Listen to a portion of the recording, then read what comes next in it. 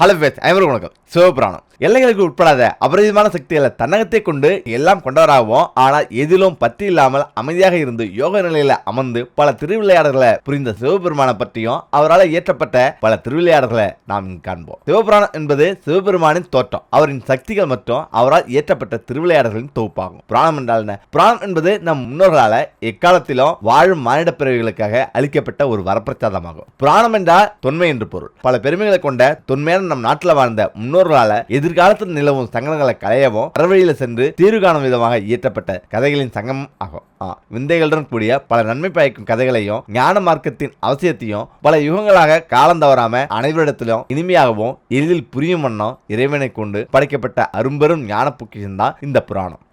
பிரளயம் உண்டாகி உலகில் உள்ள அனைத்து உயிர்களும் இறந்து போய்விட்டன. உலகின் எப்பகுதியை கண்டாலும் நீரால் சூழப்பட்டிருந்தன. சகல லோகங்களும் நீரினால் மூழ்கி சமுத்திரமாக காட்சியளித்தன. அந்த பிரளயத்தின் காரணமா சிருஷ்டிகர்த்தவரான பிரம்மதேவர் மயக்கமுற்று ஆழ்ந்த நித்திரையில இருந்தார். நீர்பரப்பின் மீது ஆதிசேஷன் மேல் சீமந்த நாராயணன் சயனித்திருந்தார். திடீரென கண்விழித்து பார்த்த பிரம்மா பிரளயத்தின் விளைவாக அனைத்து லோகங்களும் நீரினால் ஐந்து போயின. பிரளயத்தின் விளைவாக யாவற்றையும் மறந்த பிரம்மதேவருக்கு தாம் தான் சிருஷ்டி கர்த்தா என்ற ஒன்று மட்டும் நினைவில் இருந்தது. மீண்டும் தன் பணியான சிருஷ்டித்தல் தொழிலை செய்ய தொடங்கினார். தாம் எண்ணிய பணிக்கு உதவும் வகையில யாரேனும் உள்ளாரா என பார்த்தார். அப்போது அனந்த நித்திரையில இருந்த நாராயணனை கண்டார். தான் எண்ணிய பணியை நிறைவேற்ற தனக்கு உதவியாக இருக்கும் வகையில இன்னொரு கண்ட பிரம்மா அவர் அருகே சென்றார். நித்திரையில் ஆழ்ந்த ஸ்ரீமத் நாராயணன். நித்திரையில் இருந்த நாராயணனை எழுப்பி சர்வ உலகங்களும் அறிந்துள்ள இந்த தருவாயில நித்திரையில் ஆழ்ந்திருக்கும் நீர் யார் என வினவினார். நித்திரையில் அந்த ஸ்ரீமத் நாராயணன் யாவும் மறந்தவராக காட்சியளித்தார். பின்பு சிறிது காலத்துக்கு பின் யாம் யாரென்றோம் தம்முடன் உரையாடுபவர் யாரென்றோம் அறிந்த ஸ்ரீமத் நாராயணன் என்ன குழந்தாய் வேண்டும் என வினவினார் என கேட்டார். இதை கேட்ட பிரம்மதேவர் யாரை குழந்தை என்று அழைக்கிறாய் என சினமுடன் கேட்டார். நான் யார் என்று நீ அறிவீரோ? நானே இந்த சிருஷ்டியை படைத்தவன், நானே உன்னையும் படைத்தவன் என்று கர்வத்தோடு பிரம்மதேவர் ஸ்ரீமத் நாராயணனிடம் சினத்துடன் உரையாடினார். ஸ்ரீமத் நாராயணன் இவரின் பதில் உரையை கேட்டு சினம் கொள்ளாமல் கனிவான குரல்ல நீரே எம்மிடமிருந்து தோன்றியவன் என்று பதில் உரையை அளித்தார். இதை கேட்ட பிரம்மதேவர் மீண்டும் நானே உன்னை படைத்தவன் என்று கர்வத்தோடு கூறினார். பிறப்பின் ரகசியம். ஸ்ரீமத் நாராயணன் சிரித்த இன்முகத்தோடு நாபிக்கமலத்திலிருந்து தோன்றிய தாமரை மலரில் உதயமானவர் என்றும் இதுவே உன் பிறப்பின் ரகசியம் என்றும் கூறினார். இதை சற்றும் எதிர்கொள்ளாத பிரம்மதேவர் எதிர்வாதம் புரிந்தார். இருவருக்கும் இடையே இருந்த உரையாடல் கடும் வாக்குவாதமாக மாறியது. லிங்க வடிவில் தோன்றிய சிவபெருமான். அந்த வேளையில் தான் அக்னி சொரூப ஜோதி உருவத்தில் அண்டத்தின் பரம்பொருளான சிவபெருமான் லிங்க வடிவில் தோன்றினார். இதை கண்ட இருவரும் தம்மை விட சக்தி கொண்ட இன்னொரு இருக்கக்கூடும் என அறிந்தனர். அவ்விருவரும் தங்கள் வாதத்துக்கான மூல காரணத்தை கூறி நீரே இதற்கு தீர்வு வழங்க வேண்டும் என்று வேண்டினர். அப்போது லிங்க ரூபத்தில் இருந்து ஒரு அசரீரி உருவாகியது. அதாவது இருவரில் யார் அடியே அல்லது முடியை முதலில் காண்கிறீர்களோ அவரே முதலில் தோன்றியவர் என்று அந்த அசரீரி உரைத்தது. முதலில் தோன்றியவர் யார்? ஸ்ரீமத் நாராயணன் வெண்பன்றியின் அவதாரம் எடுத்து லிங்கத்தின் அடியை காண தனது பயணத்தை தொடங்கினார். இதுவே சரி என முடிவெடுத்த பிரம்மதேவர் அன்னப்பறவை அவதாரம் எடுத்து லிங்கத்தின் முடியை காண தனது பயணத்தை தொடங்கினார். ஸ்ரீமத் நாராயணன் மற்றும் பிரம்மதேவர் இருவரும் பல யுகங்களாக தனது பயணத்தை மேற்கொண்ட போதும் இருவராலும் அடியையோ முடியையோ காண இயலவில்லை. ஸ்ரீமத் நாராயணன் இந்த லிங்க வடிவம் முடிவற்றது என்பதை உணர்ந்து தனது பழைய இடத்தை நோக்கி பயணத்தை தொடங்கினார். சிவபெருமான் காட்சியளித்தார். பிரம்மதேவர் அன்னப்பறவையாக இருந்து வெகு தூரம் பயணம் மேற்கொண்டோம் ஜோதிலிங்கத்தின் முடியை காண முடியாமல் ஆரம்பித்த இடத்திற்கு திரும்ப வந்தார். அப்பொழுது அவரிடமிருந்து வந்த ஆணவமானது முழுவதுமாக நீங்கியது. அப்போது இருவருக்கிடையே தங்களை விட சக்தி வாய்ந்த ஒருவர் லிங்க வடிவில் இருக்கிறார் என்பதை உணர்ந்து கொண்டனர். பின்பு அவர்கள் இருவரும் லிங்க வடிவத்தில் உள்ள ஜோதியை கைகூப்பி வணங்கினார்கள். அவ்விருவரும் இணைந்து ஜோதிலிங்கத்திடம் எங்களுக்குள் ஏற்பட்டிருந்த யார் மேன்மையானவர் என்று இருந்து வந்த வேறுபாடுகள் ஏற்பட்டிருக்கும் பொழுது எங்கள் இருவரையும் விட மேன்மையான ஒருவர் இருக்கிறார் என்பதை உணர்த்தி எங்களிடத்தில் இருந்து வந்த அகந்தையை ஒழித்த பரம்பொருளே தாங்கள் யார் என்று எங்களுக்கு காட்சியளிக்குமாறு கேட்டுக்கொள்கிறோம் என்று இருவரும் துதித்தனர். பின்பு பிரபஞ்சத்தின் ஜோதி லிங்கமானது சிவபெருமானாக காட்சியளித்தார். சிவபெருமான காண இயலாத வகையில ஒளியானது பிரகாசித்தது. மீண்டும் இருவரும் சிவபெருமானை வணங்க ஒளியின் பிரகாசம் குறைந்து அவர்களுக்கு பரிபூர்ணமாக சிவபெருமான் காட்சியளித்தார். சிவனை வணங்கி நின்றனர். அப்பொழுது சிவபெருமான் என்னுடைய வலது பக்கத்திலிருந்து பிரம்மதேவரும் இடது புறத்திலிருந்து விஷ்ணுவாகிய திருமாலும் தோன்றினீர்கள். உங்கள் இருவரையும் படைத்து காத்து அழிப்பவன் நானே. அண்ட சராசரங்களும் என்னுள் ஐக்கியமாகும். சிவபெருமான் திருமாலை காக்கும் தெய்வமாகவும் பிரம்மாவை படைக்கும் தெய்வமாகவும் இருக்க அருள் புரிந்தார். மேலும் திருமால் சிவபெருமானிடம் பிரபஞ்ச உபதேசம் செய்திருள்ள வேண்டும் என வணங்கி நின்றார். சிவபெருமானும் அவரின் வேண்டுதலை ஏற்று உபதேசம் செய்தார். சிவபெருமான் அருளிய உபதேசங்களில் இருந்து திருமால் மந்திரத்தையும் அதை கடைபிடிக்கும் முறைகள் யாவையும் உணர்ந்தார். பின் திருமால் தான் கற்ற உபதேசத்தை பிரம்மதேவருக்கு சிவன் அருளிய முறையில உபதேசம் செய்தார்.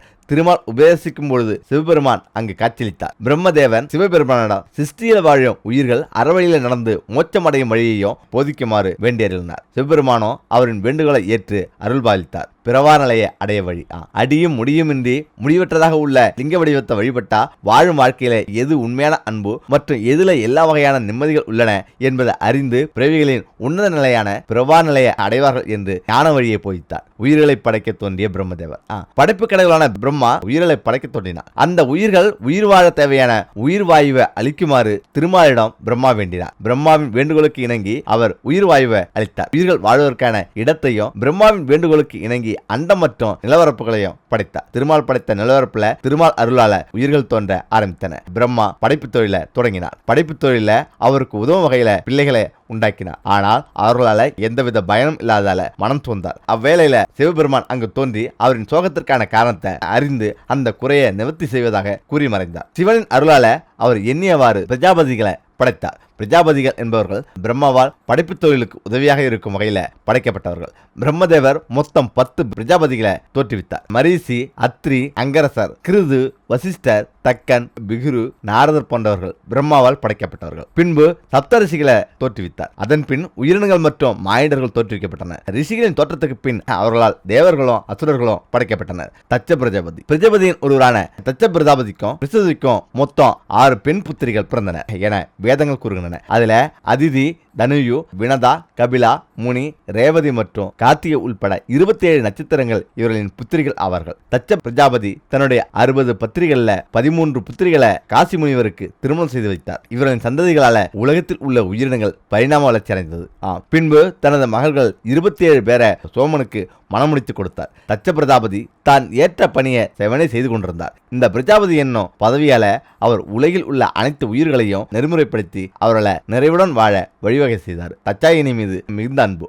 தச்ச பிரஜாபதியின் 60 புத்திரிகள்ல தச்சாயினியும் ஒருவர். தச்ச பிரஜாபதியின் 60 மகள்களில் தச்சாயினியே தச்ச பிரஜாபதியின் விருப்பத்திற்கு உரிய மகளாவார். தச்ச பிரஜாபதி மற்ற பெண் புத்திரிகள் மீது காட்டிய அன்பை விட தச்சாயினி மீது மிகுந்த அன்பும் பாசமும் கொண்டார். தச்சாயினி சதி என்று அழைக்கப்பட்டார். திருமாலை வணங்கி வழிபட்டு வந்த பிரஜாபதி தன் வம்ச மக்களையும் அவ்வாறு வழிபட செய்தார். தச்சாயினியும் திருமாலை பக்தியோடு வழிபட்டார். தச்சாயினி எல்லா வேதங்களையும் உபநிடங்களையும் முறையாக பயின்று தேர்ச்சி பெற்றார். இதனால என்னவோ மற்ற பிள்ளைகளை விட தச்சாயினி மீது மிகுந்த அன்பு கொண்டார். தச்சாயினி இளமை பருவம் அடைந்ததும் சிவபெருமானை பற்றி செய்திகளை அறிந்து அவரை பற்றிய தகவல்களை அறிந்தார். ஒரு சமயம் அவரை காணும் வாய்ப்பு தச்சாயினுக்கு உண்டாயிற்று. அந்த நொடியில் சிவன் மீது தச்சாயினி மயல் அதாவது காதல் கொண்டார். காதல் எண்ணம் கொண்ட தச்சாயினி சிவனை எண்ணியே காலம் கழித்தார். பூஜை புனஸ்காரங்களில் ஈடுபடாம சிவன் மீது மயல் கொண்டார். இதை அறிந்த தச்சா பிரஜாபதி தன் மகளிடம் ஏற்பட்ட மாற்றத்தை கண்டு அதிர்ந்தார். அதற்கான காரணத்தையும் அறிந்து தன் மகளை சிவன் மீது கொண்ட மயலால் ஏற்பட்ட மாயவலையில் இருந்து அகற்றி தன் மகளின் எதிர்காலத்தை காக்க எண்ணினார் பிரஜாபதி. ஆயினும் அவரும் பெண் புத்திரிகளின் தந்தையாவார். பின் இந்த பிரச்சனையை தனது தந்தையான பிரம்மதேவரிடம் முறையிட சத்தியலோகம் சென்றார். அங்கு சென்று தன் தந்தையிடம் தச்ச பிரஜாபதி அதற்கான தீர்வு அளிக்குமாறு கேட்டார். சதி பராசக்தியின் அம்சம். தீர்வை கேட்டு சென்ற பிரஜாபதியிடம் பிரம்மதேவர் தச்சாயினி என்னும் சதி பராசக்தியின் அம்சம் என்றும் சிவபெருமானின் மறுபாதி என்றும் கூறினார். நீ மேற்கொண்ட பல யுகங்களின் தவத்தின் பலனாக ஆதிபராசக்தியிடம் வாங்கிய வரத்தின் பலமே ஆதிசக்தியை உனக்கு மகளாகவும் எனக்கு பேத்தியாகவும் பிறப்படுத்துள்ளார். அதனால சதியையே சிவனுக்கு திருமணம் செய்து வைப்பதே சாலச் சிறந்தது என்று கூறினார். தந்தையான பிரம்மதேவரிடமிருந்து சற்றும் எதிர்பாராத இந்த பதிலால திகைப்புற்ற தச்சா பிரஜாபதி சினத்துடன் அவ்விடத்தை விட்டு அகன்றார். தச்சா பிரஜாபதி தன் மகளான சதியிடம் அவள் கொண்டுள்ள மயலால் ஏற்படும் விளைவுகள் பற்றி எடுத்து கூறி காதலை கைவிடும் முயற்சியில இறங்கினார். அவர் சதியிடம், என் அன்பு மகளே, நீ காதல் கொண்டுள்ள சிவபெருமான் சுடுகாட்டில் வாசம் செய்பவன். அவனுக்கென்று மாட மாளிகை எதுவும் இல்லை, அவனுக்கென்று யாரும் இல்லை என்று எடுத்து கூறினார். தந்தையின் முன் சதி விருப்பத்தை கூறினார். சிவனே என் பாதியாக வேண்டும் என்பதே என் விருப்பம் எனவும் கூறினார். தராசுரனின் கடுந்தாவும். தாரகாசுரன் என்னும் அசுரன் சிவபெருமானை நோக்கி பல காலமாக உணவும் உறக்கமும் இன்றி கடுந்தவம் புரிந்தான். அவனின் தவத்தால மகிழ்ந்த சிவபெருமான் தாராசுரனின் முன்பு உதயமானார். சிவபெருமானை கண்ட தாராசுரன் செய்வது அறியாது மெய் மறந்து நின்றான். என் பிறப்பின் நெடுநாள் பலன யான் அடைந்து விட்டேன் என்றும் இவ்வுலகத்தை மறந்து சிவனின் முன் நின்றான். தாராசுரனே, உன் தவத்தால யான் மனமகிழ்ந்தோம். அசுரனே, உனக்கு வேண்டும் வரத்தினை கேள் என்று சிவபெருமான் கூறினார். தாராசுரன் சிவபெருமானிடம், நான் இந்த பூ உலகில் தோன்றும் உயிர்கள் மற்றும் எவராலும் அழியாமல் இருக்கும் சாகாவரத்தை தந்தா அடியேனின் உள்ளம் குளிரும் என தன் மாய வார்த்தைகளால அசுரனான தாரகாசுரன் வரம் கேட்டான். எதற்கு மயங்காத மாயவித்தகர்களுக்கு அப்பாற்பட்ட பக்தியால் மட்டும் உணரக்கூடிய பரம்பொருளான சிவபெருமான், தாராசுரனே, இந்த பூவுலகில் தோன்றிய அனைத்து உயிர்களும் தோன்றினால் என்றாவது ஒரு நாள் மடிய வேண்டும் என்பது விதி. இதுவே பிரம்மன் படைத்த உலகில் இயற்கையின் நியதி. இதற்கு நானும் அடிபணிவேன். இவ்வரத்தினை விட்டு வேறு வரத்தினை கேள் என்று கருணாமூர்த்தியான சிவபெருமான் கூறினார். தான் எண்ணிய வரம் கிடைக்கப் பெறாததால மிகவும் சோர்வுற்ற தாரகாசுரன் வேறு வரத்தினை பற்றி சிந்தித்து சிவபெருமானிடம் வினவினான். குல வேறுபாடின்றி யாவருக்கும் காட்சியளிக்கும் பரம்பொருளான சிவபெருமானிடம் என்னுடைய அந்திமா முடிவு என்பது தங்களின் புத்திரலால் மட்டுமே இருக்க வேண்டும் பெருமானே, இதுவே அடியனின் விருப்பம் என்று தாரகாசுரன் கூறினான். தாரகாசுரனின் இந்த வரத்தினை கருணாமூர்த்தியான சிவபெருமான் அளித்து அடியனின் மனதை குளிர வைத்தார். எல்லா யுகங்களில் நடக்கும் எல்லா நிகழ்வுகளை அறிந்த காலன் எதையும் அறியாத அசுரனால் உண்டாகும் நன்மையை அறிந்து, தாராசுரனே, நீர் வேண்டிய வரத்தினை யாம் அளித்தோம் என்று சிவபெருமான் கூறி பஞ்ச பூதங்களில் கலந்து மறைந்தார். சிவபெருமான் தாராசுரனுக்கு வரமளிக்கும் போது ஆதிசக்தி இல்லாத யோகி வடிவிலேயே உலகில் உள்ள அனைத்து ஜீவராசிகளுக்கும் காட்சியளித்தார். ஏனெனில் சிவனின் ஒரு பாதியான சக்தி தட்ச பிரஜாபதிக்கு மகளாக பிறந்துள்ளார் என்பதை மும்மூர்த்திகள் மட்டுமே அறிந்தது. ஒரு சமயம் ஆணவத்தால இவ்வுலகம் மட்டுமல்லாம உலகிலும் உள்ள தேவர்கள், முனிவர்கள் மற்றும் மானிட பிறவிகள் யாவையும் என் ஆணை கட்டுப்பட்டு நடக்க வேண்டும் என்னும் பேராசை கொண்டு பிரம்மாவிடம் அதற்கான வழி ஏதும் உண்டோ என்று வினவினான். தன் மகனான தச்சன் மீது அன்பு கொண்ட பிரம்மதேவர், நீர் அண்டநாதனான சிவபெருமானின் பதியான அம்பிகையை நோக்கி தவம் மேற்கொண்டு அந்த அம்பிகையை உனக்கு மகளா பிறக்க வேண்டும் என்னும் வரத்தினை கேட்டு பெருவாயின் நீ விரும்பிய எண்ணம் ஈடேறும் என்று தந்தையான பிரம்மதேவர் தன் மகனுக்கு உபதேசித்தார். உபதேசம் பெற்ற தச்சனுக்கு அம்பிகை என்னும் மகளாக பிறப்பெடுத்தால் உலகமோ என் ஆணைக்கு கட்டுப்படுவார்கள் என்னும் பேராசை உண்டாயிற்று. தன் தந்தையின் உபதேசங்களை ஏற்றுக்கொண்ட தச்சன் ஆதிசக்தியான உமாமகேஸ்வரியை நோக்கி நீண்ட யுகங்களாக தவத்தினை மேற்கொண்டார். இந்த தவத்தின் பலனாக அண்டத்தை ஆளும் பரம்பொருளின் ஒரு பாதியான அம்பிகை தச்சன் தவத்தால மனமகிழ்ந்து பிரஜாபதியான தச்சனுக்கு காட்சியளித்தார். அம்பிகை கண்ட தச்சன் தான் செய்த தவத்தினால இன்றுவரை அனுபவித்த இன்னல்கள் யாவும் நீங்கி நான் சிறப்படைந்தேன் தேவி என்று தன் மற்றற்ற மகிழ்ச்சியை அம்பிகையிடம் கூறி தன் அகமகிழ்ந்தார் தச்சன். கருணாமூர்த்தியின் இல்லத்தான பரம்பொருளின் ஒரு பாதியான அம்பிகை நீ வேண்டும் வரத்தை கேள் என்று கூறினார். பிரஜாபதியான தச்சன் அம்பிகையே மூவிலகில் உள்ள தேவர்கள், முனிவர்கள் மற்றும் மானிடர்கள் யாவும் என் ஆணை கட்டுப்பட்டு நடக்க வேண்டும் என்றும், அது மட்டும் இல்லாமல் அம்பிகையே தாங்கள் எனக்கு மகளாக பிறக்க வேண்டும் என்னும் வரத்தினை வேண்டினார். தச்சன் கேட்ட வரத்தினை தந்த அம்பிகை தாயிலும் கொண்ட அம்பிகை தனது பக்தரின் வேண்டுதலுக்கு இணங்கி தச்சன் கேட்ட வரத்தினை தந்து அருள் பாவித்தாள். மேலும் நீர் நல்வழி விட்டு விலகுந்தருவாயில உண்டாயின் நீ பெற்ற வரமே உனது அழிவிற்கான பாதையாகிவிடும் என்று கூறி அம்பிகை மறைந்தார். மனமகிழ்ந்த தச்சன் ஒரு பேரரசை நிறுவி தச்சம்புரி என்னும் நாட்டை ஆண்டு வந்தார். தச்சனுக்கு பிறந்த புதல்களில் ஒரு புத்திரியே அம்பிகை அம்சம் உள்ள சதிதேவி ஆவார். சிவனிடம் பெற்ற வரத்தால மனமகிழ்ந்த தாரகாசுரன் யோகியாக இருக்கும் சிவபெருமானுக்கு எப்போதும் வாரிசுகள் பிறக்கப் போவது இல்லை என்றும் நான் சாகவரம் பெற்றேன் என்றும் எள்ளி நகையாடினான். பின்னால சிவனின் மீது ஏற்பட்ட வன்மம் காரணமா தன் மகளான சதியை சிவனுக்கு மனமுடித்தர மறுத்த தச்சன் தன் தந்தையான பிரம்மதேவரிடம் இதற்கான தீர்வு அளிக்குமாறு வேண்டி நின்றான். பிரம்மதேவர் நீ செய்த தவத்தால்தான் இன்று அம்பிகையே உனக்கு மகளா பிறந்துள்ளார் என்றும் தன் மகனுக்கு நிகழ்ந்த பழைய நிகழ்வுகளை நினைவுபடுத்தினார். இருப்பினும் தன் அன்பு மகளான சதியை சுடுகாட்டில் வாசம் செய்யும் பித்தனாகிய சிவபெருமானுக்கு மன செய்து வைக்க தயங்கினார் பிரஜாபதியான தச்சன். தன் தந்தையின் அறிவுரைகளால திருப்தி அடையாத தச்ச பிரஜாபதி தன் நாட்டுக்கு திரும்பினார். அங்கு சதி சிவபெருமான மனமுடிப்பதற்கான விரதங்களை மேற்கொண்டார். இதனை கண்ட தச்ச பிரஜாபதி சிவனை உனக்கு மனம் முடித்து வைக்க எனக்கு விருப்பமில்லை என்று தன் முடிவினை திடமாக கூறினார் தச்சன். இதனால மிகவும் கவலையுற்ற சதிதேவி எந்த நிலையாயினும் தான் மேற்கொண்ட விரதத்தை கைவிடல் ஆகாது என்று கூறி விரதத்தை கடைபிடித்தார். இந்த நிலையில் தான் சிவனின் வாரிசுகளால் மட்டுமே அழிவு நேரிடும் என வரம் வாங்கிய தாரகாசுரன் இவர்களின் மயல் விஷயங்களை அறிந்து தனது அழிவிற்கான காலம் நெருங்கிவிட்டதா என அறிந்து வெகுண்டான். பின் தேவி இருந்தால் மட்டுமே சிவனுக்கு திருமணம் நிகழும், இல்லாவிடில் சிவன் என்றுமே யோகி வடிவம் ஆவான் என்று கூறி சிவனின் ஒரு பாதியான சக்தியை கொல்ல தனது படையில் உள்ள சிறந்த வீரர்களை அனுப்ப ஆயத்தமானான். சதிதேவியை கொல்ல செல்லும் அசுரர்கள். தாரகாசுரன் சதிதேவியை கொல்ல தனது அசுரர்கள சிறந்த வீரர்கள் அனுப்பினான். அசுரர்களும் தாரகாசுரன் கூறிய பணியை செவனே செய்ய சதி இருக்கும் இடத்தை அடைந்தார்கள். சதிதேவி சிவனை மணப்பதற்கான விரதத்தை மேற்கொண்டிருந்தார். இதுதான் சரியான சமயம் என்று சதியை கொல்ல முயன்றனர். அந்த நிலையில் தான் அசுரர்களை கண்டு பயந்த சதிதேவி செய்வது அறியாது நின்றார். அவ்வேளையில சிவபெருமான் தோன்றி சதியின் உயிருக்கு தீங்கு விளைவிக்க வந்த அசுரர்களுக்கு எதிராக போராட ஆயத்தமானார். தன் முன் நிற்பது எம்பெருமான் என்று அறிந்தோம் தன் அரசனின் உயிருக்கு தீங்கு விளைவிக்கக்கூடிய சதிதேவியை கொல்ல அசுரர்கள் முற்பட்டனர். அசுரர்களின் அனைத்து வித மாய வித்தைகளையும் நிர்மூலமாக்கினார் சிவபெருமான். தான் கற்ற அனைத்து வித்தைகளின் சக்திகளை ஒன்றிணைத்து தேவியை கொல்ல முற்பட்ட அசுரர்களை இனியும் அழிக்காவிடில் தேவிக்கு ஆபத்து ஏற்படும் என எண்ணி தனது சூலாயத்தால அந்த அசுரர்களை சிவபெருமான் கொண்டார். தான் மேற்கொண்ட விரதத்துக்கு இடையூறுகளாக இருந்த அசுரர்களை கொண்ட சிவபெருமானுக்கு நன்றி கூறி தன் விரதத்தை மேற்கொள்ள ஆரம்பித்தார் சதிதேவி. சிவனை எண்ணி கடுந்தவம் புரிந்தார். சதிதேவியின் தவத்தால் மகிழ்ந்த சிவபெருமான் சதிதேவியின் முன் தோன்றினார். தேவியை உன் தவத்தால யான் அகமகிழ்ந்தோம் என்றும் வேண்டும் மரத்தின கேட்பாய என்றும் கூறினார். இந்த வேளையில் தான் தன் மகளான சதி என்னும் தச்சாயினி தேவிக்கு சுயம்பரம் நடத்த முடிவு செய்யப்பட்டுள்ளதாகவும் அதன் மூலம் தன் மகளுக்கு இணையான மாப்பிள்ளை தன் மகளை தேர்ந்தெடுப்பார் என்றும் செய்தியை எல்லா தேவர்களும் மற்றும் ரிஷிகளுக்கு அனுப்பினார் பிரஜாபதியான தச்சன். தான் அனுப்பிய சிறந்த படைவீரர்கள் இறந்த செய்தியை அறிந்த தாரகாசுரன் தன் வீரர்களை கொல்ல எவருக்கு துணிவு உண்டு என சினந்து தன் ஒற்றர்களிடம் கேட்டுக்கொண்டிருந்தான். அவ்வேளையில் தான் அசுரர்களின் குருவான சுக்கராச்சாரியார் அசுரர்களின் சபைக்கு வருகை தந்தார். அக்கணம் சபையில் இருந்த அனைத்து அசுரர்களும் அசுரர்களின் வேந்தனமான தாரகாசுரன் அவரை பணிந்து வணங்கி நின்றார். தாரகாசுரன் முகத்தில் இருந்த வாட்டத்தை அறிந்து என்ன நிகழ்ந்தது என சுக்கராச்சாரியார் வினவினார். தாரகாசுரன் தன் ஒற்றர்கள் மூலம் அறிந்த செய்திகள் அவற்றையும் தங்களின் குருவான சுக்கராச்சாரியிடம் எடுத்துக் கூறினார். அசுரர்களின் குருவான சுக்கராச்சாரியார் அட மூடனே, குல வேறுபாடின்றி எவருக்கும் அருள்பாலிக்கும் எம்பெருமான் இல்லத்தால கொல்ல துணிந்தாயா மூர்க்கனே என வஞ்சித்தார். குருவின் பேச்சை கேட்ட தாரகாசுரன் தான் ஏன் அவ்விதம் செய்ய முற்பட்டேன் என்னும் விவரத்தை குருவிற்கு எடுத்துரைக்கிறார். குருவே, நான் சிவபெருமானிடம் என்னுடைய அழிவு என்பது சிவபெருமானின் வாரிசுகளால நிகழ வேண்டும் என்னும் வரத்தினை பெற்றுள்ளேன்.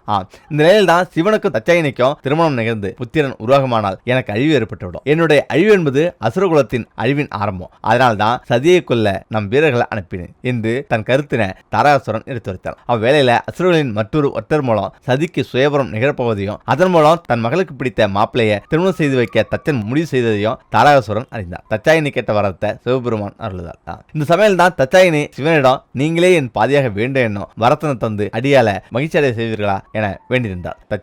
தச்சாயினி கேட்ட வரத்தை சிவபெருமானும் அருளினார். தச்சாயினி மனமகிழ்ந்து சிவனை அரவணைத்தாள். போகங்கள் பல கடந்த சிவபெருமானால் தச்சாயினின் அரவணைப்பில் இருந்து மீள மனமில்லாம தன் இல்லத்தால சிவபெருமான் அரவணைத்தார். பல யுகங்களாக பிரிந்திருந்த உமையவளும் இணைந்த நேரம் இயற்கைக்கு பிடிக்கவில்லை என்னவோ பிரஜாபதியின் தச்சன் தன் மகளின் சுயவரம் பற்றிய இனிய செய்தியை சொல்வதற்காக தச்சாயினின் அறைக்கு வந்தார். தச்சனின் வருகையை அறிந்த சிவபெருமான் தச்சாயினியை விட்டு விலகி மறைந்தார். சிவனின் மறைவிற்கும் தச்சாயினின் வருகை கண்ட அந்த கணத்துல தச்சாயினியான் யான் இருக்கும் இடத்தை உணர்ந்து இயல்பு நிலைக்கு வந்தார். தன் தந்தையான தச்சனின் பாதத்தில் விழுந்து சிவனிடம் பெற்ற வரத்தை சொல்வதற்குள் தன் அன்பு மகளான தச்சாயினிடம் உன் எதிர்காலம் சிறக்க நல்லதொரு வரன்களை முடிவு செய்ய எல்லா லோகங்களில் உள்ள இளவரசனுக்கும் செய்தி அனுப்பிவிட்டதாக பிரஜாபதியான தச்சன் கூறினார். பிரஜாபதியான தச்சன் கூறிய கூற்றுக்களை கேட்ட தச்சாயினி என்ன செய்வதென்று அறியாமல் நின்றார். தான் ஏற்கனவே தன்னுடைய பாதையை தேர்வு செய்து விட்டதை தன் தந்தையிடம் கூறவும் முடியாம தந்தையின் ஆணைய மீறவும் முடியாம நிகழ்வது நிகழட்டு என்று சிவனிடம் பெற்ற வரத்தினை எண்ணி மனதை அமைதியாக்கி தந்தையின் முன்பு தச்சாயினி தேவி தன்னுடைய புன்முறுவல பூத்தார்கள். வீரர்களை எச்சரிக்கும் தாரகாசுரன். இந்த நிலையில் தான் அசுரர்களின் குருவான சுக்கராச்சாரியார் தாரகாசுரனிடம் நீ எவ்வகையில் முயற்சி செய்தாலும் சதியை உன்னால் கொள்ள இயலாது என்றும் தன் சீடனை அமைதியோடு செயலாற்றும்படி கூறினார். ஆனால் தாரகாசுரன் குருவின் ஆணையை மீறி சதியின் சுயவரத்தில் தேவர்கள் போல் வேடம் தரித்து சரியான சந்தர்ப்பம் கிடைக்கும் போது சதியை கொண்டு விடுமாறு தன் வீரர்கள் அனுப்பினார். இந்த முறையில் எவ்வித பிழையும் இன்றி சொன்னதை நிறைவேற்றி வருமாறு தன் வீரர்களை எச்சரித்தான் தாரகாசுரன். அசுரர்களின் குருவான சுக்கராச்சாரியாருக்கு தாரகன் கூட்டிலிருந்து ஒன்று புறப்படாயிற்று. அசுர குருவான சுக்கராச்சாரியார் தேவர்களிடம் போரில் ஈடுபடும் பல அசுரர்கள் மாண்டு விடுகின்றனர். வேந்தர்களின் அர்த்தமற்ற வீம்பு மற்றும் பிடிவாத்தால அசுர இனத்துல பல வீரர்களை இறந்துள்ளதை எண்ணி வருந்தி கொண்டிருந்தார். இப்படி நடக்கும் இறப்புகளை தவிர்க்க சிவபெருமானிடமிருந்து இறந்தவர்களை உயிர்ப்பிக்கும் சஞ்சீவினி மந்திரத்தை அறிந்து கொள்ள வேண்டும் என்று என எண்ணினார். சுக்கராச்சாரியரின் தவம். சஞ்சீவினி மந்திரத்தை அறியும் பொருட்டு சுக்கராச்சாரியார் சிவனை நோக்கி தவம் செய்ய முடிவு செய்து ஒரு அடர்ந்த வனத்தை தேர்வு செய்து தவம் புரிய ஆரம்பித்தார். இந்த வேளையில் தான் தச்ச பிரஜாபதி அரண்மனையில சுயம்பரம் விழாவுக்கு உலகத்தில் உள்ள தேவர்களும் ரிஷிகளும் வாரிசுகளும் வருகை புரிந்து சுயம்பரம் மேடையில தச்சாயினியின் வருகைக்காக காத்துக் கொண்டிருந்தனர். இந்த நிலையில் தான் மணமகள் அறையில தச்சாயினி என்ன நிகழுமோ என எதுவும் அறியாம தன் வாழ்க்கையின் போக்கினை நோக்கி கவலை தேய்ந்த முகத்துடன் காணப்பட்டார். தோழிகள் மற்றும் தன் உடம்பிருந்த சகோதரிகள் முடிந்த மட்டில் ஆதரவு கூறியும் கலையிருந்த முகத்துடன் தச்சாயினி காணப்பட்டார். தாரகாசுரனால அனுப்பப்பட்ட மாறுபடத்தில் இருந்த அசுரர்கள் அரண்மனையின் நுழைவாயில நுழைந்து வந்த போது அவர்களின் சுயரூபம் புலனாயிற்று. பின் அந்த அசுரர்களை அரண்மனையின் மெய்காப்பலர்களால் பிடித்து வெளியேற்றப்பட்டனர். இதை கண்ட தச்சன் தன் மகளுக்கு விருப்பமான மணமகன் வந்திருப்பான் என்று முடிவு செய்து நுழைவாயில மூட பாதுகாவலருக்கு உத்தரவிட்டான். அரசனின் ஆணையை ஏற்று அரண்மனையை சுற்றியுள்ள அனைத்து நுழைவாயில்களும் மூடப்பட்டது. தச்சனின் வருகை. அரண்மனையின் அரியணை பகுதியை அடைந்த பிரஜாபதியான தச்சனை கண்ட அனைவரும் எழுந்து வணங்கினர். அனைவரின் வணக்கத்தையும் ஏற்றுக்கொண்டு அவரது இருக்கையில அமர சொன்னார் தச்ச பிரஜாபதி. பிரஜாபதியான தச்சனின் சுயவர விழாவுக்கு என்னுடைய அழைப்பை ஏற்று வருகை தந்த அனைவருக்கும் என் வாழ்த்துக்கள் என்று கூறி தன் மகளான தச்சாயினியை சுயம்பர மேடைக்கு வருமாறு அழைத்தார். தன் பெற்ற மகளில் அதிக அன்பு கொண்ட செல்லமாக சதி என்று அழைக்கும் தச்சாயினியை திருமண கோலத்துக்கான மிகுந்த ஆவல் கொண்டார். தன் தோழிகளுடன் கையில மாலையுடன் திருமண கோலத்துல தன் தந்தையின் ஆணையை ஏற்று தன் மனதில் கொண்ட மயலை மறைத்து, அதாவது காதலை மறைத்து சபையில் கூடிய அனைவரின் முன்னிலையில மகிழ்வில்லாத புன்முறுவலோடு தட்சாயினி தேவி வந்தார். தந்தையன தட்ச பிரஜாபதி தன் மகளின் திருமண கோலத்தை கண்டு மிகுந்த மகிழ்ச்சியுடன் காணப்பட்டார். பின் சபையின் முன்னிலையில தன் மகளான தட்சாயினி தேவியை அறிமுகம் செய்தார். சபையில் கூடியுள்ள அனைத்து இளவரசர்களின் திறமைகளையும் அவர்கள் ஆளும் பகுதியின் வளங்களை பற்றியும் தன் மகளான தட்சாயினியிடம் கூறினார். தந்தையின் கூட்ட கேட்டுக்கொண்டிருந்த தட்சாயினுக்கு தன் கணவனை தேர்ந்தெடுக்கும் நேரம் இதுதான் என எண்ணி மனம் குழம்பிய நிலையில முகம் மாற்றத்துடன் காணப்பட்டார். அங்கு வந்த அனைவரின் விவரங்களையும் கூறி முடித்தவுடன் தன் மகளான தட்சாயினியிடம், மகளே, உனக்கு பிடித்த கணவனை இங்கு வந்துள்ள இளவரசர்களில் தேர்வு செய்து கொள்வாயாக என கூறினார் தட்ச பிரஜாபதி. தந்தையின் வார்த்தைக்கு மதிப்பு கொடுத்து சபையின் மையத்தில் இருந்த மேடையில் ஏறி அங்கு வந்த இளவரசர்களை பார்த்து கொண்டிருந்தார். கண்கள் பார்வையிட்டதை தவிர தன் மனதில சிவன் பற்றிய எண்ணங்களும் புத்தியில சிவன் பற்றிய சிந்தனைகளும் அலைப்பந்தது. சிவபெருமானின் வருகை. சிவனிடம் இருந்த ஒரு சில நினைவுகளால மனதில் பற்றற்ற நிலையில இருந்தார் தட்சாயினி. இக்கணம் சிவன் கண்முன் தோன்றினால் அவரிடம் செல்ல மனம் துடித்தது. சிவன் தன்னை மணப்பதாக கூறி வரமளித்தார். ஆனா அவர் இன்னும் வரவில்லையே என எண்ணும் தருவாயில இவர்களின் பிரிவை இதுவரை அமைதியுடன் கண்டு வந்த இயற்கை இனியும் பொறுக்க முடியாம அன்னையின் மனக்குறைய எம்பெருமானான சிவபெருமானிடம் கூறியது என்னவோ. அக்கணத்துல வெண்ணிற புகை அரண்மனை முழுக்க பரவித்து அந்த வெண்ணிற புகையின் மையத்துல சுலாயத்தோடு பிரசூடிய சிவபெருமான் உதயமானார். சிவபெருமான் உதயத்தை கண்ட தட்சாயினி தேவி அந்த கணத்திலிருந்து மிகுந்த மகிழ்ச்சியுடன் மெய்யான மணமகளாக உண்மையான புன்முறுவலோடு காட்சியளித்தார். சிவனின் உதயத்தை சற்றும் எதிர்பார்க்காத அங்கு கூடியிருந்த அனைவரும் திகைப்புடன் இருந்தார்கள். ஏனெனில் யோகியான சிவபெருமான் சுயவரம் நிகழ்ந்த இடத்துக்கு கண்டதும் அனைவருக்கும் வியப்பு. ஆனா பிரஜாபதியான தச்சன் அழைப்பு இல்லாத வீட்டின் விழாவுக்கு வருகை தருவது என்பது அநாகரிகமான செயல் என்றும் அழைப்பில்லாதவர் எவ்வழியில் வந்தாரோ அவ்வழியே செல்வது நல்லது என்றும் ஏளனத்தோடு கூறினார். பிரஜாபதியான தச்சனின் இந்த வார்த்தை சற்று எதிர்பார்க்காத சபையில் கூடியிருந்தோர் வியந்த அந்த கணத்துல அங்கு தோன்றிய சிவபெருமான் எதையும் உரைக்காம அங்கிருந்து மறைந்தார். பிரஜாபதியான தச்சன் சிவன் மறைந்ததை எண்ணி மகிழ்ந்த நேரத்துல மணப்பெண்ணையும் காணவில்லை என தோழிகள் அலறினர். தன் மகளை கவர்ந்து என் குலத்துக்கே இழிவை ஏற்படுத்தவே சிவபெருமான் இங்கு உதயமாகி உள்ளான் என்பதை அறிந்த தச்சன் பித்தனாகிய சிவபெருமானுக்கு சாபம் அளிக்கும் தருவாயில அங்கு தேவர்கள் உதயமாகி தச்சனின் கோபத்தை கட்டுப்படுத்த முயன்றனர். உலக தேவர்களை கட்டுப்படுத்தும் வன்மை கொண்ட தச்ச பிரஜாபதி அவர்களின் அறிவுரைகளை ஏற்க மறுத்தார். பின் தன் தந்தையான பிரம்மதேவர் அங்கு உதயமானார். ஆனால் தன் தந்தையை மதிக்காம சிவனை அவமானப்படுத்தும் விதமா தச்ச பிரஜாபதி பேசியிருந்தார். தட்சாயினி தேவியை கவர்ந்த சிவபெருமான் தான் வாழும் இடமான கைலாய மலைக்கு அழைத்து சென்றார். அங்கு சிவபெருமானுக்கும் தட்சாயினி தேவிக்கும் சிவபெருமான் வாழ்விடத்துல திருமணம் நடைபெற்றது. சிவனுக்கும் தட்சாயினி தேவிக்கும் திருமணம் நிகழ்ந்த அந்த கண்கொள்ளா காட்சியை பிரம்மாவும் விஷ்ணுவும் தன் மனைவிகளிடம் வந்து தரிசித்து சென்றார்கள். இவ்வேளையில யாருடைய அறிவுரைகளாலும் சாந்தி அடையாத தச்சன் திருமாலை வணங்கி தன் மனக்குறையை கூறி வேண்டிக் கொண்டிருந்தார். அங்கு திருமால் உதயமாகி தட்ச பிரஜாபதிக்கு காட்சியளித்தார். திருமாலை கண்ட தச்சன் எழுந்து பணிந்திருந்தார். பின் திருமால், உன் மனக்கவலையை நான் அறிவேன் என்று கூறினார். அதற்கு தட்ச பிரஜாபதி அனைத்தையும் உணர்ந்த பரம்பொருளே, அந்த பித்தனான சிவபெருமான் என் மகளை கவர்ந்த போது நீங்கள் அங்கு தோன்றி உங்களின் பக்தனுக்கு ஏற்படும் துன்பத்தை தடுத்திருக்கலாமே என்று கூறி திருமாலிடம் முறையிட்டார். காக்கும் கடலான திருமால் தட்சாயினியின் பிறப்பை பற்றி நீர் அறிவீர் என அறிவோம் என்று தட்ச பிரஜாபதியிடம் உண்மை அறிந்த நீர் அதை நடக்கா வண்ணம் இருக்க எவ்வளவு முயன்றாலும் அது முடியாது. பரம்பொருளான என்னாலும் உண்மைக்கு மாறாக எதுவும் செய்ய இயலாது. உன் தந்தையான பிரம்மதேவரின் அறிவுரைகளை ஏற்காம நீர் இழைத்த பிழையாலேயே இந்நிகழ்வானது அரங்கேறியது. ஆணவம் இன்றி உன் மகளான தட்சாயினி தேவியை சிவபெருமானுக்கு மனம் முடித்து கொடுத்திருந்தா நிகழ்வானது அரங்கேறாம இருந்திருக்கும் என கூறினார். தான் அன்புடனும் பக்தியுடனும் வணங்கும் திருமாலிடமிருந்து உதிர்ந்த வார்த்தைகளால எதையும் அவமதித்து பேச இயலாம அமைதியாக நின்றார் பிரஜாபதியான தச்சன்.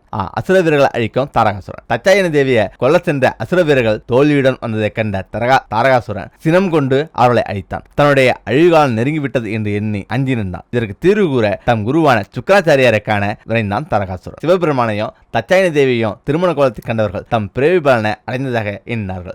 உலகில் உள்ள தேவர்களை கைலாய மலையில திருமண கோலத்தில் இருக்கும் சிவபெருமானை காண விரைந்தனர். திருமால் அருளிய அறிவுரைகளால தான் செய்த பிழையை அறிந்தாலும் ஆணவத்தால் அதை உணர மறுத்தான் பிரஜாபதியான தச்சன். தவம் மேற்கொண்டிருந்த தனது குருவான சுக்கராச்சாரியரை கண்டு பணிந்து நின்றான் தாரகாசுரன். தாரகாசுரனின் மனக்குழப்பத்தை அறிந்த சுக்கராச்சாரியார், நீர் கொண்ட மனக்கவலையை அறிவேன் என்றும் நம் இனம் செழிப்புற வேண்டி இந்த தவநிலையை மேற்கொண்டு உள்ளேன் என்றும் தன் தவம் நிறைவேறும் வர அமைதியோடு இருக்குமாறு கூறி பின் மீண்டும் தன் தவத்தை மேற்கொண்டார். தனது குருவான சுக்கராச்சாரியரிடம் ஏதேனும் உபயம் கிடைக்கும் என எதிர்பார்த்த தாரகாசுரனுக்கு ஏமாற்றம் மட்டுமே மிஞ்சியது. இனியும் ஏதாவது செய்யவில்லை என்றால் தன் அழிவு நிச்சயம் நேரிடும் என தாரகாசுரன் அஞ்சினான். நாட்கள் கடந்தோடின. தன் அன்பு மகளான தட்சாயினி தேவியின் பிரிவை தச்சன் உணர்ந்தார். செல்ல மகள் ஓடி விளையாடிய இடங்கள் மற்றும் தன்னுடன் உரையாடி கல்வி கற்ற இடங்கள் யாவும் தட்சாயினியை பற்றி நினைவுகளை தச்சனுக்கு அதிகப்படுத்தியது. தட்சாயினி தேவி தன் தந்தையின் சம்மதம் இல்லாம தன்னுடைய திருமணம் நிகழ்ந்ததால தன் மீது தந்தை மிகுந்த கோபத்தில் இருப்பார் என்றும் தன்னை காண வரமாட்டார் என்றும் எண்ணினார். தான் விரும்பிய வாழ்க்கை அமைந்தாலும் தன் பெற்றோர்களின் ஆசீர்வாதம் இன்றி தன் திருமணம் நிகழ்ந்ததை எண்ணி மனம் அறிந்தார். தட்சாயினி தேவியின் மன வருத்தம். தன் மனைவியான தச்சாயினியின் மன வருத்தத்தை அறிந்த சிவபெருமான் தேவியின் மனம் மீண்டும் வருத்தப்படாதவாறு நடந்து கொண்டார். அமைதியாக இருந்த கைலாய மலையில பாடல்கள் பாடிய வண்ணம் இருந்தன. எம்பெருமானின் செய்கையால தன் மனதில் அடைந்த கவலையை முழுவதும் மறக்க முடியாத பட்சத்துல தான் விருப்பப்பட்டு மணந்த கணவர் முன்னிலையில மகிழ்வாக இருப்பதாக புன்முறுவலுடன் காட்சியளித்தார் தச்சாயினி தேவி. புன்முறுவலுடன் காட்சியளித்த தேவியை கண்ட எம்பெருமானான சிவபெருமான், தேவியே, இனி நாம் சம்பந்தப்பட்ட முடிவுகள் எதுவாயினோ சரியோ தவறோ அதை நீரே முடிவு செய்வாயாக என்று கூறினார். சிவனின் அன்பு மிகுதியால கூறிய இவ்வார்த்தைகளை கேட்டு அதிர்ச்சியுட்ட தச்சாயினி தேவி, இது உச்சிதம் அல்ல என்றும் என்னால் சரியான முடிவுகள் எடுக்க முடியாத பட்சத்தில் பிழைகள் ஏதோ உருவாகக்கூடும் என அஞ்சினார். சிவபெருமானோ எண்ணில் பாதியான நீ சரியான முடிவை மட்டுமே எடுக்கக்கூடும் என்றும் ஒருவேளை அதன் பொருட்டு ஏதேனும் விளைவுகள் உண்டாகுமானால் அதை நான் சரி செய்வேன் என்றும் கூறினார். ஆனால் இனிவரும் காலங்களில் என் பொருட்டு முடிவுகளை நீரே எடுக்க வேண்டும் என்று திடமாக கூறினார். சிவபெருமான் வார்த்தைகளை மீறி எதையும் கூற இயலாத நிலையில என் பொருட்டு என் கணவரான நீங்கள் எவ்வித சங்கடங்களையும் அனுபவிக்க நேராமல் நான் காப்பேன் என்றும், எனினோ ஏதேனும் பிழைகள் உண்டாயின் அதற்கான முழு பொறுப்பும் என்னையே சாரும் என்றும் தச்சாயினி தேவி வாக்குறுதி அளித்தார். தாரகாசுரம் ஒன்றிணைந்த சிவபெருமானையும் தச்சாயினி தேவியையும் பிரிக்க ஏதேனும் வழியுண்டா என சிந்தனையில் ஆழ்ந்தான்.